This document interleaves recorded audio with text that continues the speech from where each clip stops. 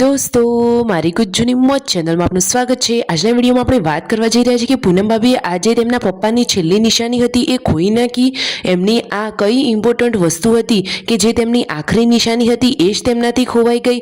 તો એ તો અચાનક એકદમ ઇમોશનલ થઈ ગયા અને શું તેમને તો બહુ જ દુઃખ થયું, પરંતુ હવે શું કરે, જે વસ્તુ ખોવાઈ ગઈ તે મળશે કે નહીં એ બધું જ જાણવા મળશે તમને મારા આ વિડીયોમાં। મારી ચેનલ ઉપર નવા હોય તો ચેનલને ફટાફટ લાઈક શેર એન્ડ સબસ્ક્રાઇબ કરી દો।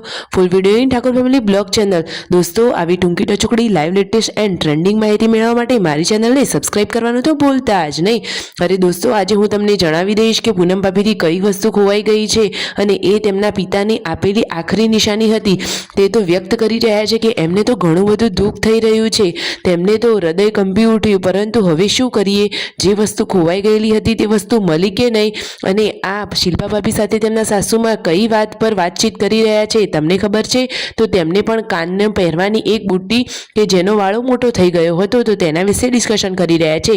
આ બાજુ જમવાનું ચાલુ થઈ ગયું છે અને પૂનમ ભાભીની જે વસ્તુ ખોવાઈ ગઈ હતી તે તેઓ ઘરમાં શોધી રહ્યા છે। તો તેમની એ વસ્તુ તેમની સોનાની ચૂની હતી।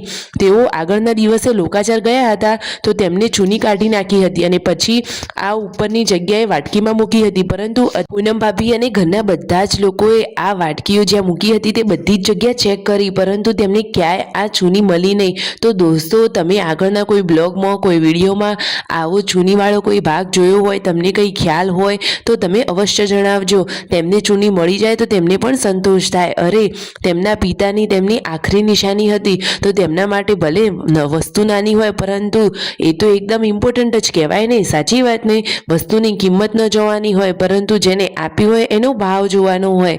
તમને આ વાત સાચી લાગી કે નહીં દોસ્તો? અને આ બંને ભાઈઓ લોંગ ડ્રાઈવ પર ગઈ રહ્યા છે? અરે ના દોસ્તો, તેમને ધરોઈ પર થોડું કામ હતું તો તેઓ કામ કરવા જઈ રહ્યા છે અને જક્ષીભાઈ જુઓ કાલે જતા રહ્યા હતા તો આજે ફરી પણ આવી ગયા। તો શિલ્પા ભાભી તો આજે ફરીથી પિયર જવાની જીદ કરી રહ્યા છે। અરે દોસ્તો તેમને તો પિયર બહુ વાલું લાગી ગયું છે અને ભાઈને જોઈને પૂનમ ભાભીને બધા જ લોકો ખુશ થઈ ગયા। અને દોસ્તો આજે તો કોઈએ આ ઠાકોર ફેમિલીને અમીર વ્લોગર કહી દીધું હતું, તો શું આ મિતાજ તો અમીર બ્લોગરનો દીકરો થઈ ગયો ને?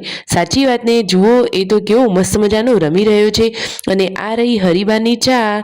તમે આ ચા લીધી કે નહીં? વિડીયો ગમે હોય તો લાઈક શેર એન્ડ સબસ્ક્રાઇબ।